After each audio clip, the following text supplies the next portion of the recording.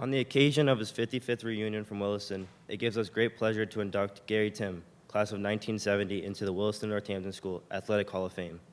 Hailing from Springfield, Illinois, Gary was a standout athlete at Williston, earning 9 letters in his 3 sports: football, basketball, and baseball.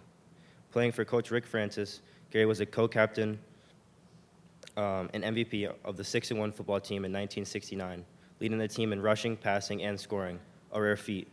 Following the season, the Boston Globe named Gary as the quarterback of their prestigious All-New England prep team. During the winter season, he took to the hard court where he helped lead Coach Francis' basketball team to runner-up in New England with an excellent 18-5 record. During the season, he was named to the All-Tournament First Team at the Kingswood Invitational Basketball Tournament. In the spring, his leadership extended to the baseball field, where his winning ways continued, captaining Carpy's baseball team, leading them to an 8-6 record. At year's end, it came to no surprise to everyone that Gary Timm was named the recipient of the Denman Award as the top senior athlete in 1970. Gary continued his athletic career at Harvard, where he enjoyed a brief career playing football. His legacy at Williston is a testament to his dedication, leadership, and athletic progress. Gary could not be with us today, so I'd like to invite his brother Gil, class of 1972, up to the podium to accept on Gary's behalf.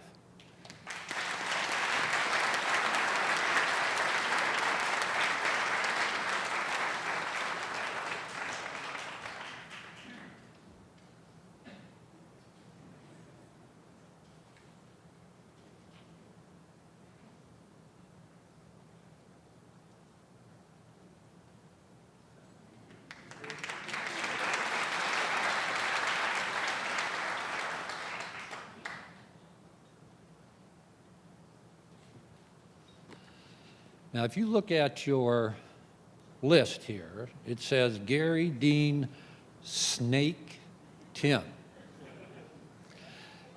Just to clear that up,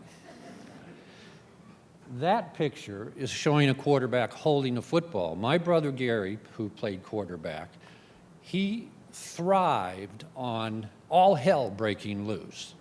And the snake was because he just loved it when a play broke down, and then he had to run around all over it like a snake. I think maybe he even named himself.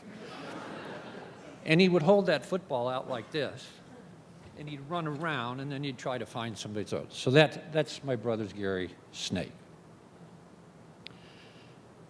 In speaking to Gary, first of all, he wanted to say how much he regrets not being able to come here today, but it became very obvious that although this is a personal award, it's a team achievement.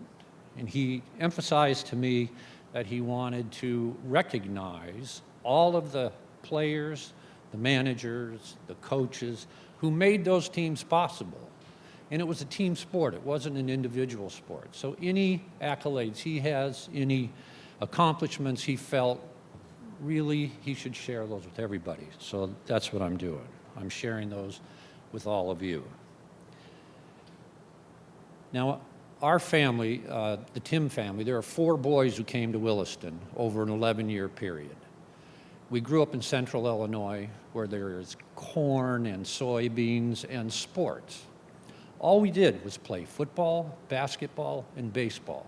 Played football all fall, started to snow, shoveled off the snow, shot baskets all winter outside, stopped snowing, started playing baseball, played baseball all the way to the fall, repeat, start again, start again, start again. So by the time we got to Williston, that's what we knew were sports, and we were prepared. We had been coached well, and we knew how to get in condition, so by the time Gary came here to participate, he was ready to go. And that contributed to his success. And he knows, he learned, as do probably every athlete here, that preparation, conditioning, and teamwork lead to success.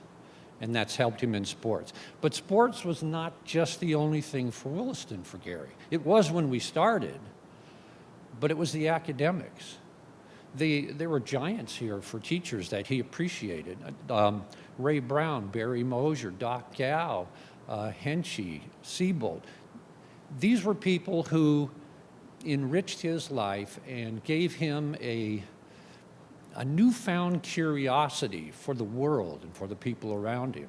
So Williston was not only these athletics, which were indeed a great part of his being here, but that curiosity too.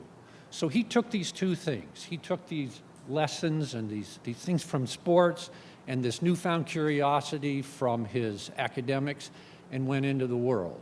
He went to Harvard. We won't say so much about Harvard, but then after that, he designed his life so that he could travel around the world. Now, and by traveling around the world, I'm not saying he stayed at the best hotels and drank wine and did all that. No, his was boots on the ground, hands in the dirt traveling, trekking, where he had to find people to put together different ways to experience our world and the people in it. Before coming here, I said, just give me a list of all the countries you've been to. And he sent me a list of over 30 different countries. And these countries are vast. For example, he's been to Antarctica, trekking in Antarctica. He's been down the Amazon River twice in a balsa wood raft, 1,000-mile journey. He's been to Africa. And his favorite place of all to be is Nepal. And he's been to Nepal 4 different times. One time trekking to the base camp of Mount Everest, a 24, 25-day trek. And the one thing that equates to all of this is he had to be in condition. When he did all these treks, he used that conditioning program that he used here at Williston. He had to find a team. He had to find guides, leaders, people to take him. And that team sustained him on these treks. Now, he's told me in speaking about Nepal that you go to Nepal for the mountains, Everest, whatever those mountains are, but you go back for the people. And that's what he found, is this enrichment, all these different people from all over the world. And I think about his time here at Williston. I know that he came here, well, my dad made him come here for the academics, but he always came back for the people. So on behalf of my brother Gary Snake Timm, I accept this honor, and I'll make sure he gets all this good swag the next time I see him. And he's sorry he can't be here, but thank you very much.